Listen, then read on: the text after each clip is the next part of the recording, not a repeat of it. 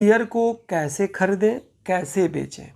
तो केवल यहाँ पे मैं रिकमेंडेशन नहीं कर रहा हूँ, केवल ख़रीदने और बेचने के बारे में बता रहा हूँ।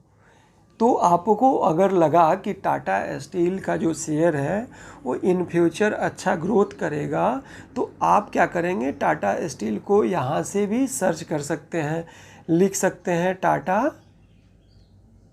स्टील। यहाँ पे आप ओके कर लिए। ओके करने के बाद नीचे आप देखिए, यहाँ पे आपको आ रहा है बाई का ऑप्शन।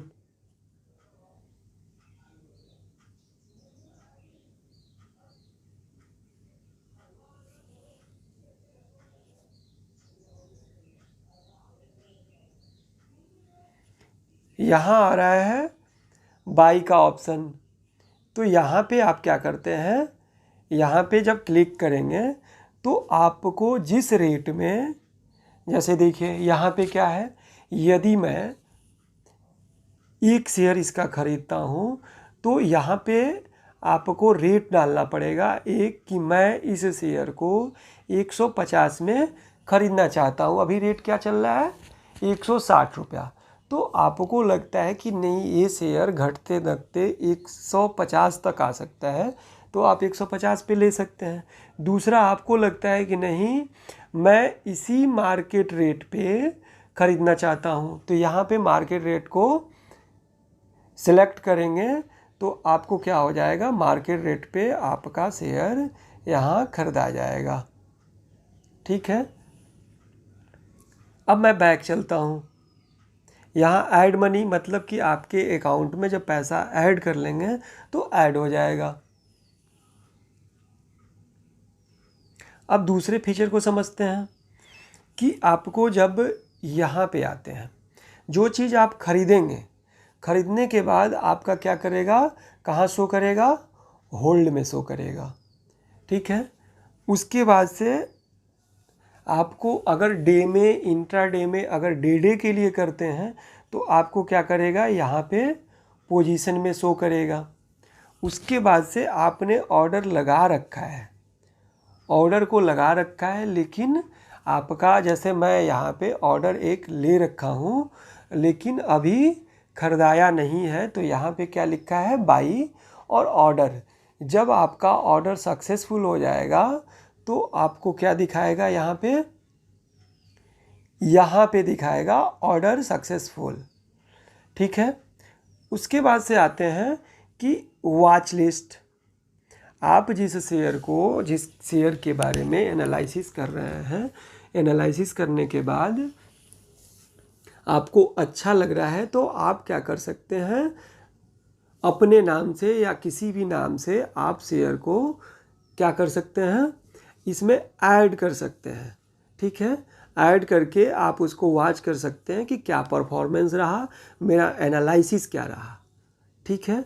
अब आपको इतना ही बताऊंगा और आप इसको जाके समझेंगे। उससे पहले मैं एक स्लाइड दिखाना चाह रहा हूं ताकि आप कुछ समझ सकें।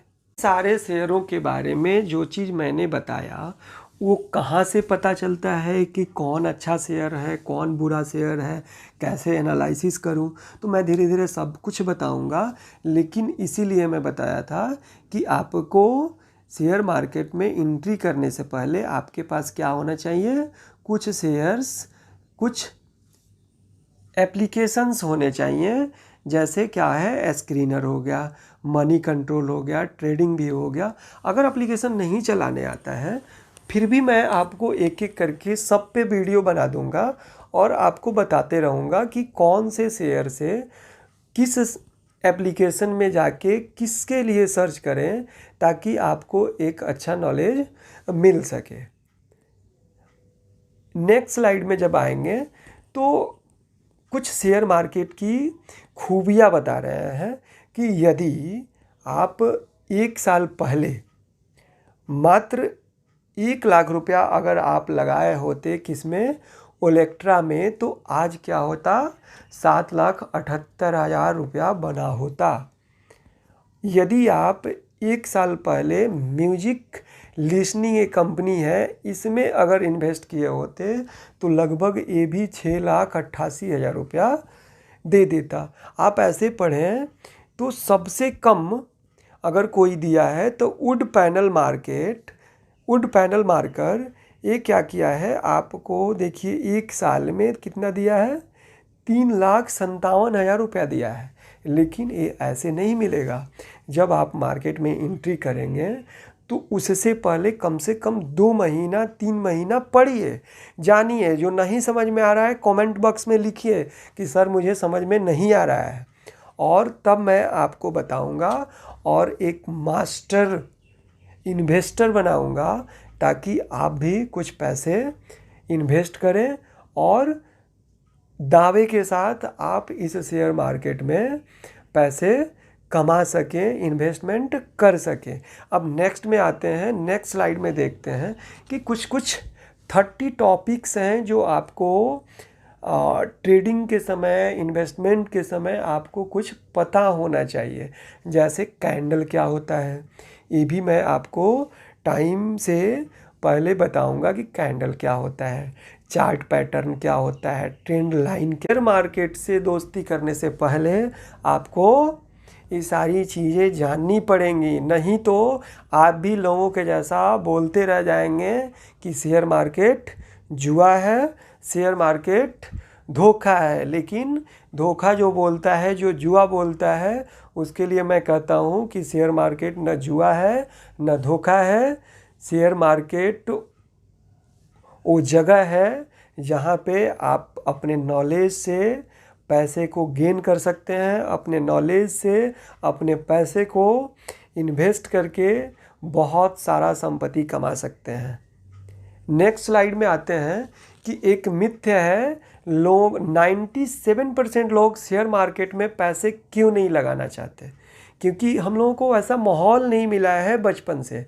न स्कूल कॉलेज इसके बारे में कुछ सिखाया नहीं जाता, बताया नहीं जाता।